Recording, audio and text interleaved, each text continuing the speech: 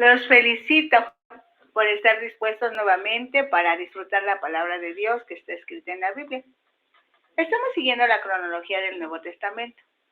Resulta que en el segundo viaje evangelístico, en donde el equipo por fin fue integrado por Pablo, Silas, Timoteo y Lucas, sucedieron muchas situaciones asombrosas que probaron la fidelidad de Dios hacia sus servidores y la fidelidad de los servidores de Dios en el ejercicio de su llamado. Todos sabemos que por haber liberado a una mujer en Filipos, Pablo y Silas fueron azotados y encarcelados. Pero Dios, en su gobierno eterno, los llevó a Tesalónica, en donde por 3 sábados estuvieron compartiendo la palabra. Solo que algunos pensaron que Pablo realmente era un delincuente. Entonces usaron gente para perseguir a los evangelistas y a Pablo tuvieron que llevarlo a Berea. Ahí predicó y cuando los de Tesalónica supieron que estaba Pablo en Berea, fueron también a perturbar a los de Berea. Nuevamente los hermanos llevaron a Pablo ahora hasta Atenas. Después lo alcanzaron los demás. Juntos viajaron a Corinto. Allí estuvo Pablo 1 año y medio trabajando en su profesión de confeccionar o tejer carpas para sufragar todos los pagos que tuvieran que hacerse. También continuó evangelizando a una población idólatra y por lo mismo dada a la impureza en toda la extensión de la palabra. Estando en Corinto, Pablo escribió una primera carta a los tesalonicenses y en su capítulo 1, Pablo felicita a los tesalonicenses y da testimonio de su transformación al aceptar el Evangelio de Jesucristo. Pero también sabe que atrás de esas hermosas realidades hay un cúmulo de calumnias que se han propagado. Oremos, nos hace bien hablar con Dios. Padre, gracias, muchas gracias. Muchas gracias.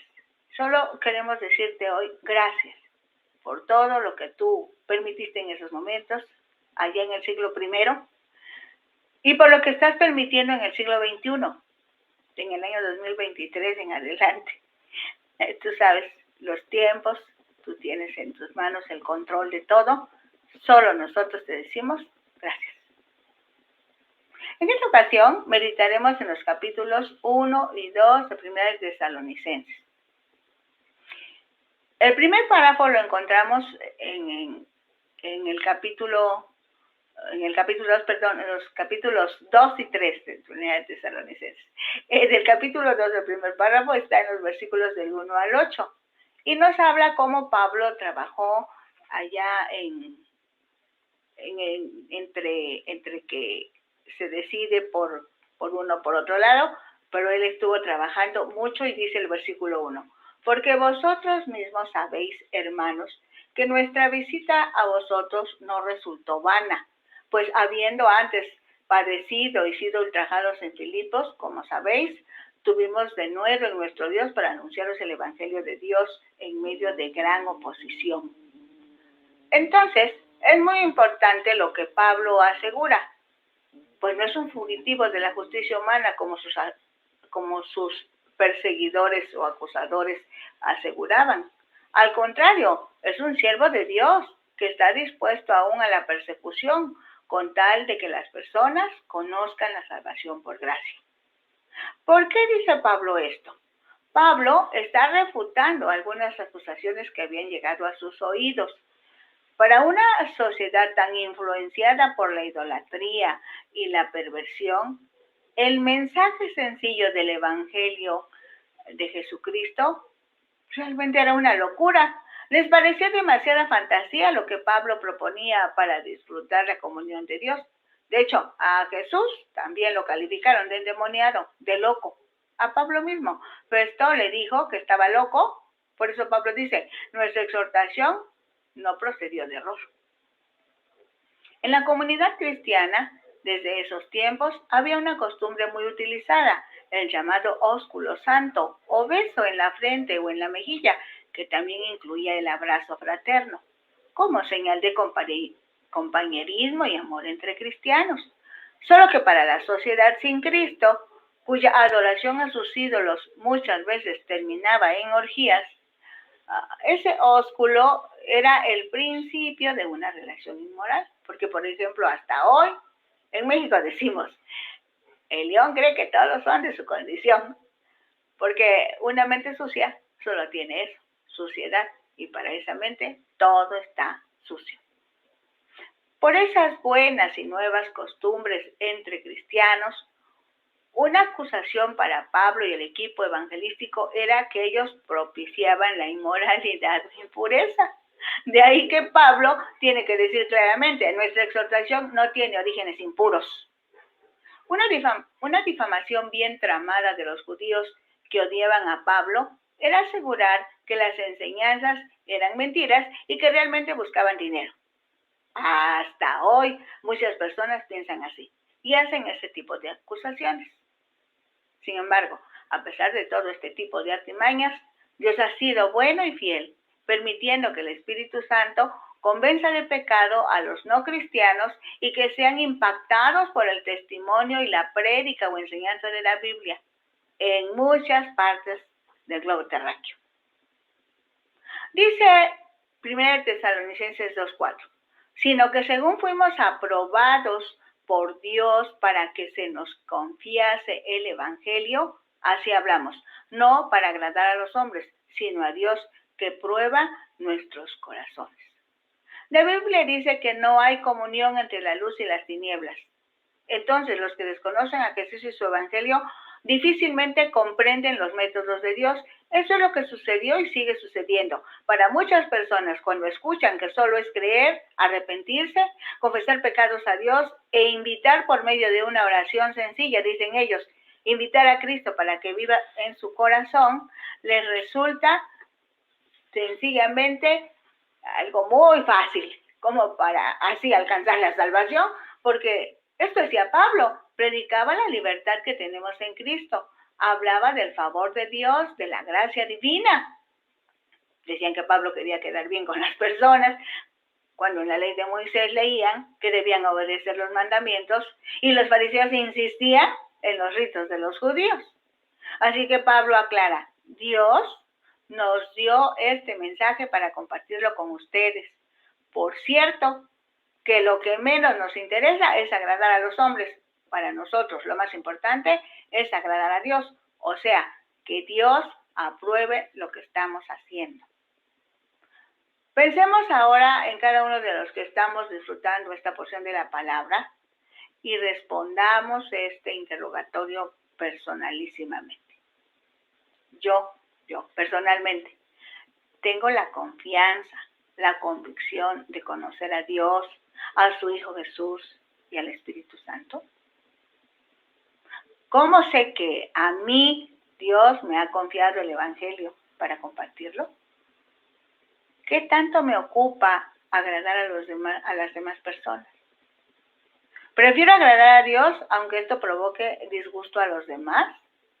¿Cómo sé a quién dar explicaciones de mi fe y por lo mismo de mi comportamiento?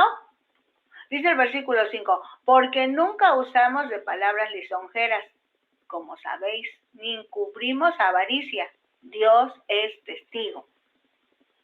En todos los tiempos han existido seres humanos que disfrazan muy bien su interés, sobre todo por el dinero. Uno de sus métodos es hablar bien. Decimos, hablar bonito. Pero para que las personas se sientan aduladas, bien tratadas, y su respuesta sea corresponder a ese buen trato, dando o aportando dinero. Ya desde ese tiempo había quienes trataban de sacarle partido a su cristianismo, así que hasta cierto punto estaban alertando a la comunidad sobre alguna posibilidad de encubrimiento de avaricia, pues la palabra que se traduce como lisonjeras siempre se refiere a la lisonja o a hablar bonito al oído de otros que se practica para sacar dinero. No solo es para agradar o reconocer las virtudes de alguien, sino las adoptadas encubriendo la avaricia. Esto explica por qué Pablo pone a Dios como testigo de que él y los hermanos que lo acompañan nunca tendrían una conducta así. Dice el versículo 6. Ni buscamos gloria de los hombres, ni de vosotros, ni de otros, aunque podíamos seros carga como apóstoles de Cristo. Seguramente acusaban a Pablo de buscar algún prestigio personal. Por eso tiene que aclararles que no era esta la intención. Incluso que siendo ellos enviados para entregar el evangelio a todo el mundo, bien podrían solicitar a los recién convertidos que los apoyaran con los costos de viáticos y demás.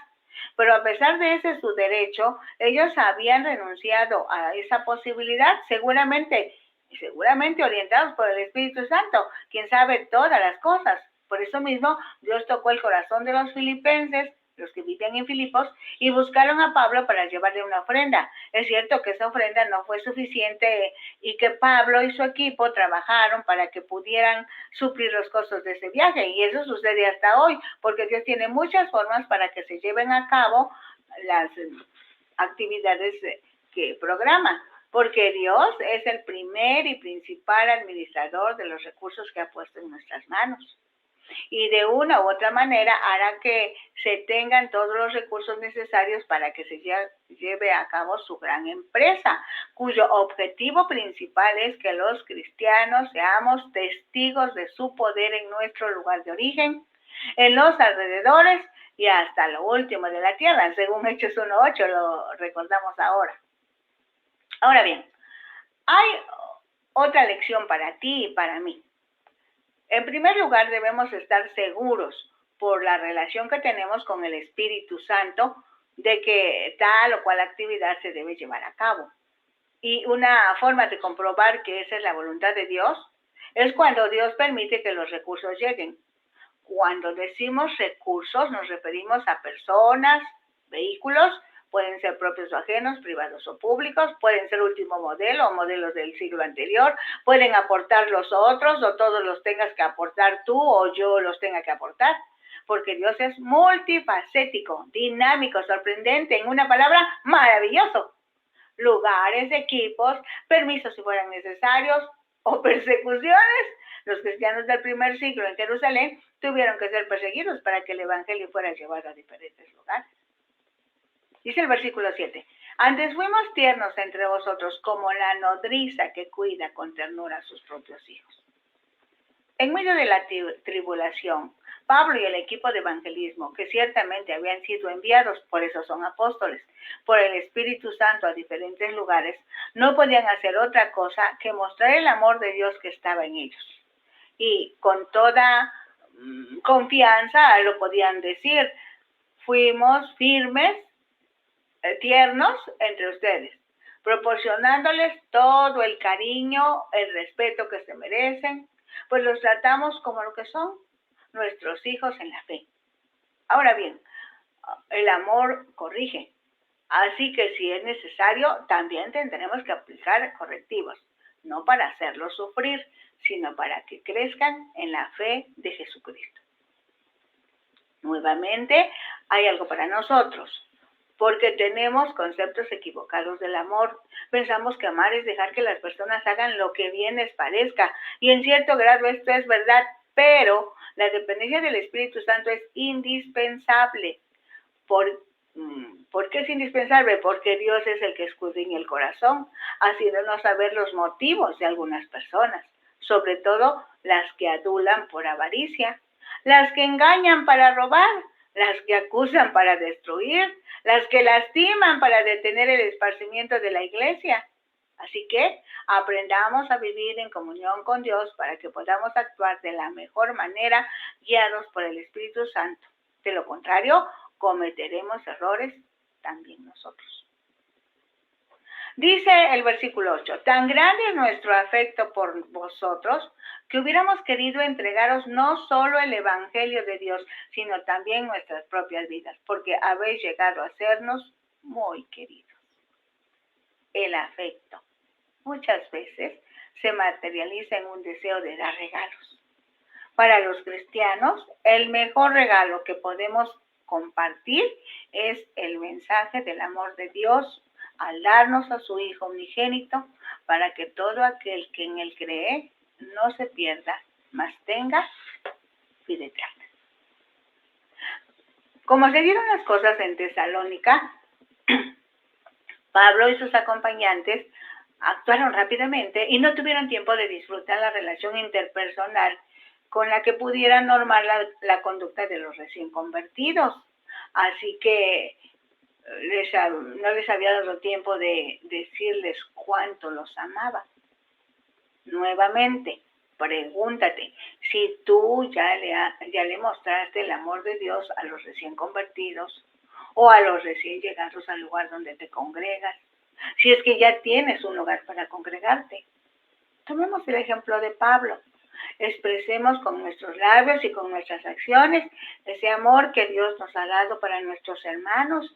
Así estaremos cumpliendo con el mandamiento que Cristo dejó. Pues Jesús dijo, que os améis como yo os he amado. En los versículos 9 al 12 tenemos otro párrafo importante. Dice el versículo 9, porque os acordáis, hermanos, de nuestro trabajo y fatiga, como trabajando de noche y de día, para no ser gravosos a ninguno de vosotros, os predicamos el Evangelio de Dios. Aquí hay varias lecciones que podemos extraer. Seguramente guiados por Dios, entendieron que no convenía que dependieran económicamente para no dar lugar a acusaciones mal fundadas. Otra lección sería que al estar elaborando tiendas, que era su profesión artesanal, también podía compartir el mensaje del amor de Dios, pues si bien la iglesia de Filipos había enviado ofrenda en dinero y no había sido suficiente para solucionar los problemas económicos que ellos tenían, la bendición que ello implicaba debía ser entendida y disfrutada como eso, como una bendición. Desde luego que en cada caso debemos preguntarle a Dios cuál es la estrategia a seguir, pero lo que nunca debe ser es dejar de predicar el Evangelio, dejar de propagar el Evangelio.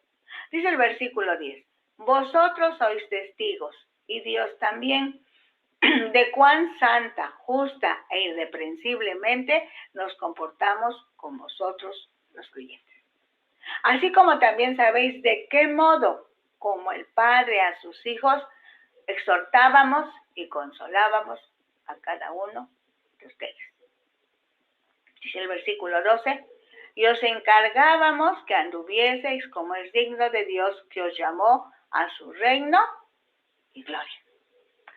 Pablo resume su argumento apelando a la propia experiencia de sus lectores de cómo los evangelistas, algunos les llaman misioneros, habían vivido rectamente y cómo los habían tratado de manera paternal. Su principal interés había sido el de animar a un estilo de vida que fuera digno de gente llamada por Dios a su reino y a la esperanza de compartir su gloria. En más de una de las cartas encontramos que Pablo se pone de ejemplo. A los efesios les dice, imítenme a mí como yo a Cristo. A los tesalonicenses les dice, ustedes son testigos de cómo nos comportamos. Este debiera ser el comportamiento de todos los que de alguna manera enseñamos la palabra, porque muchas personas no saben cómo obedecer a Dios, así que nos toman a cada uno de nosotros como ejemplo para que ellos normen su diario vivir. De ahí que reflexionemos respecto del ejemplo que estamos ofreciendo a la comunidad cristiana y por consecuencia a la comunidad sin Cristo. En 1 Tesalonicenses 2, 13 al 16 tenemos otro párrafo, otro pensamiento completo del apóstol. Dice, por lo cual también nosotros sin cesar damos gracias a Dios de que cuando recibisteis la palabra de Dios que oísteis de nosotros, la recibisteis no como palabra de hombre, sino según es en verdad la palabra de Dios, la cual actúa en ustedes los creyentes. A pesar de las acusaciones, de las difamaciones, de los desprecios, el éxito de esta visita se comprobó cuando la gente reconocía que él estaba realmente enseñando un mensaje que venía de Dios. Pues ese mensaje resultaba poderoso y suficiente para que las vidas de las personas que atendían y por lo mismo entendían, ejercieran su voluntad, se decidieran por Cristo y comprobaran un cambio para bien en sus vidas. Dicen los versículos 14 al 16, porque vosotros, hermanos, vinisteis a ser imitadores de las iglesias de Dios en Cristo Jesús que están en Judea, pues habéis padecido de los de vuestra propia nación las mismas cosas que ellas padecieron de los judíos, los cuales mataron al Señor Jesús y a sus propios profetas, y a nosotros nos expulsaron y no agradan a Dios y se oponen a todos los hombres, impidiéndonos hablar a los gentiles para que estos se salven. Así colman ellos siempre la medida de sus pecados, pues vino sobre ellos la ira hasta el extremo. Muchos de los habitantes de Tesalónica eran judíos. Pablo era judío. Puede ser que se sintiera identificado con ellos por ser de la misma nacionalidad. De alguna manera, los convertidos en Tesalónica habían sufrido amenazas y ataques igualmente por otros judíos. Dice Primera de Tesalonicenses 2:17 al 2:20. A Pablo le pesa no estar en la iglesia. Pero nosotros, hermanos, separados de vosotros por un poco de tiempo, de vista, pero no de corazón, tanto más procuramos con mucho deseo ver vuestro rostro. Por lo cual quisimos ir a vosotros, yo, Pablo, ciertamente, una y otra vez, pero Satanás nos estorbó. Porque, ¿cuál es nuestra esperanza, o gozo, o corona de que me gloríe? ¿No sois vosotros delante de nuestro Señor Jesucristo en su venida? Dice el versículo 20. Vosotros sois nuestra gloria y gozo. Ustedes son nuestra gloria y gozo. Entre los hermanos tesalonicenses había una relación fraterna caracterizada por el amor de Dios en los corazones que los unía en la distancia. Tanto que Pablo envió a Timoteo para que comprobara cómo estaban los hermanos, sobre todo cuando, como él mismo afirma, fue impedido por Satanás. La palabra que usó para mencionar el impedimento es la que se usa para explicar que un impedimento era poner un bloque en medio de la carretera para impedir el paso. Ahora bien, Satanás tiene como trabajo poner obstáculos en el camino de los cristianos. Pero la oportunidad que tiene cada cristiano es que, ayudado por el Espíritu Santo, en el nombre de Jesucristo, esos obstáculos son quitados. Pues para eso apareció el Hijo de Dios, para desbaratar la obra del diablo. Por eso la Biblia dice que somos más que vencedores en Cristo. Pasemos al capítulo 3. Dice, por lo cual, no pudiendo soportarlo más, acordamos quedarnos solos en Atenas. Y enviamos a Timoteo, nuestro hermano, servidor de Dios y colaborador nuestro en el Evangelio de Cristo, para confirmaros y exhortaros respecto a vuestra fe, a fin de que nadie se inquiete por estas tribulaciones, porque vosotros mismos sabéis que para esto estamos puestos. El libro de los Hechos, en otro momento, nos ha permitido hacer esta meditación e indica que Pablo salió, ayudado por algunos hermanos, rumbo a Atenas, pero sus compañeros se quedaron en Tesalónica. Dice el versículo 4, porque también estando con vosotros, os predecíamos que íbamos a pasar tribulaciones, como ha acontecido, y sabéis. Por lo cual también yo, no pudiendo soportar más, envié para informarme de vuestra fe, no sea que os hubiese tentado el tentador y que nuestro trabajo resultase en vano. Pero cuando Timoteo volvió con ustedes a nosotros y nos dio buenas noticias de vuestra fe, de su fe y amor, y que siempre nos recuerdan con cariño, deseando vernos, como también nosotros a ustedes. Por ello, hermanos, en medio de toda nuestra necesidad de aflicción, fuimos consolados de ustedes por medio de su fe. Porque ahora vivimos si ustedes están firmes en el Señor. Por lo cual, ¿qué acción de gracias podremos dar a Dios por ustedes? Por todo el gozo con que nos gozamos a causa de ustedes delante de nuestro Dios, orando de noche y de día con gran insistencia para que veamos su rostro y completemos lo que falte a su fe. En este caso específico, Pablo envió a Timoteo para que visitara a los hermanos, estuviera con ellos y recogiera sus inquietudes a fin de atender a sus necesidades. Cuando Timoteo llega donde está Pablo, le informa y enseguida Pablo escribe la primera carta a los de Tesalónica. Seguramente la envía para apoyarlos en sus necesidades de comprensión y crecimiento en la fe. Cuando se refiere Pablo a que son su gloria y gozo, usa la palabra que en griego quiere decir corona del vencedor en alguna contienda deportiva.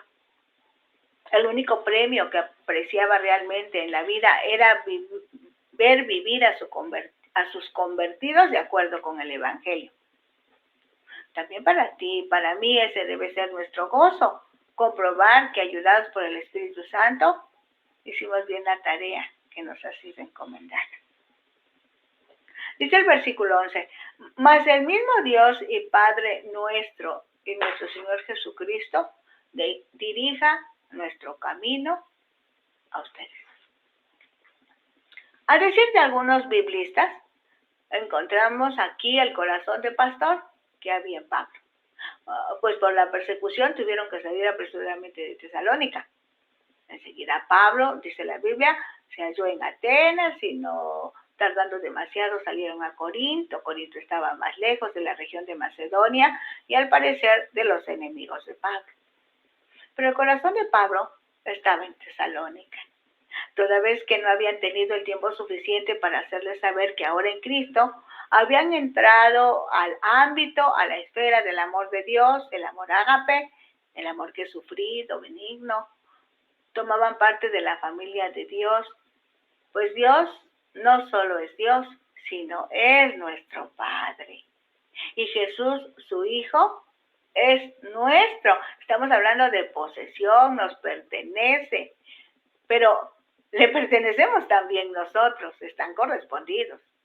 Ahora no solo es Jesús, Salvador, es nuestro Señor, dueño, autoridad máxima, gobierna nuestra vida, incluso nuestras decisiones, porque nosotros le hemos dado ese reconocimiento, que sea Señor de nosotros, y completa la idea con el nombre Jesucristo, Salvador y Mesías, hombre y Dios, las dos naturalezas, unidas en su realeza.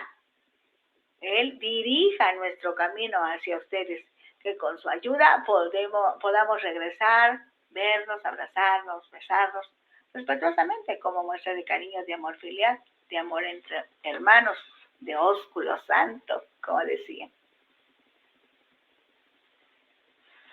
En 1 de Tesalonicenses 3:12 dice, y el Señor os haga crecer y abundar en amor unos para con otros y para con todos, como también lo hacemos nosotros para con vosotros. De esa manera podemos crecer y abundar. Dos asuntos diferentes, pero que se complementan. Una cosa es crecer y otra cosa es abundar. ¿En qué? En amor. Dentro de la esfera de Dios. Porque fuera no encontraremos cómo crecer en amor. A fin de que nos amemos entre nosotros y podamos amar a otros. Esos otros pueden estar cerca o lejos. Pueden conocernos o no conocernos. Pueden amarnos u odiarnos. Pero debido a que nosotros estamos dentro de la esfera del amor de Dios, solo podremos amarlos. Y Pablo sigue poniéndose como ejemplo, como también lo hacemos nosotros para con ustedes. Estas palabras pesan mucho en esta carta. Pablo no pedirá que otros hagan algo que Pablo mismo no ha realizado. Tengamos eso muy en cuenta. Dice el versículo 13, para que sean afirmados vuestros corazones, irreprensibles en santidad delante de Dios, nuestro Padre, en la venida de nuestro Señor Jesucristo con todos sus santos. El propósito de todo esto es que estén firmes en la libertad con que Cristo nos ha hecho libres. Pablo usó esta expresión entre los Gálatas. En la carta a los tesalonicenses lo expresa de esta manera: sean afirmados vuestros corazones. Está hablando de firmeza, de decisión, de actuar. ¿Y cómo es que van a ser afirmados vuestros corazones? Pues para que sean irreprensibles. Quiere decir, sin que haya algo por lo que tengan que reprenderles o llamarles la atención. Para explicar la palabra santidad, recurrimos al diccionario bíblico y encontramos que lo que santidad o santo es lo que está ahí, lo que está bajo consideración es el carácter. Debe ser perfecto. En el caso del Señor Jesús así fue. Y además creciendo hacia la perfección en el caso de cada cristiano. Aquí se declara que el ejercer el amor es el medio que utiliza Dios para desarrollar la semejanza a Cristo en sus hijos. La frase puede parafrasearse de la siguiente manera: que el Señor les capacite más y más para pasar vuestras vidas en los intereses de otros, a fin de que Él pueda así establecerlos ahora en el carácter cristiano, para que puedan ser vindicados de toda acusación, para que nadie los acuse, que pueda ser presentada contra ustedes en el tribunal de Cristo. O sea, a ver, tú y yo decimos, a ver, ¿de qué estamos hablando? Estamos hablando de que nadie nos puede acusar delante de Jesús, o sea, no delante de una autoridad o de mi hermano, de mi vecino o de mi enemigo, no, estamos hablando de cosas serias. Entonces Pablo dice que nadie te puede reprender o puntualizar algo incorrecto cuando estés delante del único que es juez, Jesucristo. En este último versículo, Pablo deja ver, si se puede decir así, que el Espíritu Santo lo está proyectando, ya no al presente real, sino hacia el futuro para Pablo y todos los que nos detenemos a pensar estas verdades, porque recordemos que para Dios el tiempo no existe, pues Dios siempre está en presente. Dios es, tiene existencia en sí mismo. Nadie lo creó, Él existe desde la eternidad hasta la eternidad y está presente en todo lugar y en todo tiempo. Por eso mismo Dios lo sabe todo. De ahí sacamos esas palabras así como que luego nos asustan: omnipresente, omnipresente, omnipotente y omnisciente. Y cuando Pablo está escribiendo de nuestro crecer y abundar en el amor de Dios, el Espíritu Santo le deja mirar ese momento en que todos estaremos delante del tribunal de Cristo. Cuando los santos de todos los tiempos, de todas las edades, estaremos delante del tribunal de Cristo. Ese será un momento espectacular, así lo quiero expresar yo, en donde nos encontraremos con nuestro amado Jesucristo para recibir la recompensa de nuestro actuar cristiano. Hasta aquí por hoy. Quedamos en el suspenso para los capítulos 4 y 5. Pero antes de dejar la audición, tú tienes mucho que decirle a Dios. Tú mismo has pasado o estás enfrentando tribulación o tribulaciones. Algunos de nosotros nacimos en Jesús, pero los que nos dieron el mensaje de vida ya no tienen contacto con nosotros. Y el Espíritu Santo, fíjense bien cómo es Dios de bueno. El Espíritu Santo está ocupando estos medios para que nuestro crecimiento no se detenga, porque el mundo de las tinieblas nos rodea y nosotros no sabemos qué hacer. Eso es falta de atención. Nadie nos ha dicho, mírame cómo disfruto ser cristiano. O sea, no hemos tenido ejemplos a seguir o buenos ejemplos a seguir.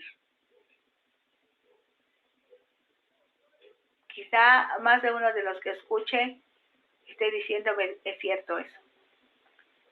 Algunos cristianos solo se la viven quejando que tienen muchos problemas. Pero ser cristiano es ser feliz. Ser cristiano es disfrutar. Entonces vamos a hablar con Dios. Quiero decirle a Dios que te bendiga. Y tú puedes hacerlo con tus palabras también. Padre, muchas gracias por esta carta que Pablo escribe a los Tesalonicenses y por estos capítulos que hoy analizamos. Porque de alguna manera nos estás ayudando a todos, a los recién convertidos, a los que no han tenido buenos ejemplos a seguir, a los que no hemos sido tan buenos ejemplos para que nos sigan, o a los que han sido excelentes ejemplos y les debemos ver e imitar. Pero Pablo nos ayuda mucho a todos porque él se pone de ejemplo. Y cuando en algún momento podamos revisar la biografía de Pablo, el apóstol, vamos a encontrar que él también pasó por situaciones difíciles como estas, cuando fue perseguido, cuando tuvo que huir porque peligraba su vida, porque estaban muchas cosas ahí graves. Pero tú, mi Señor, lo ayudaste. Y ahora, en ese su corazón tierno de pastor, puede hablar con amor, con cariño, pero también con firmeza a la gente que no puede tener cerca, pero descubrió que a través de esa carta, él podía ayudarles y además se quedó ahí esa carta. Hasta a mí me ha llegado y me ha bendecido y están oyéndola muchas personas ahora y van a ser bendecidas y esto nos va a ayudar en nuestro crecimiento cristiano. Gracias por todas las personas que escuchan hoy y mañana y escucharán después. Gracias por estos medios. Gracias, Señor, porque de esa manera estás supliendo. Tú eres el dueño de los recursos, tú estás usando tus recursos y a ti la gloria, a ti la honra, a ti la alabanza y a ti el poder, porque solo a ti te pertenece. Gracias. Nos ponemos a su disposición en la plataforma de Ventana Virtual Radio Cristiana o bien en la página de YouTube a nombre de Rosandela Hernández. Pueden ustedes compartir. También ahora en Facebook hay una página que se llama así, Disfruta la Palabra. También está a nombre de Rosandela Hernández Ojeda. ¿Y qué creen? Esta es una de las razones de ser de los que conocemos a Jesús como nuestro Salvador y Señor. Debemos compartir, siendo ejemplo de gracia de Dios. Bendiciones. Si vivimos la próxima semana nos veremos. Que estén bien.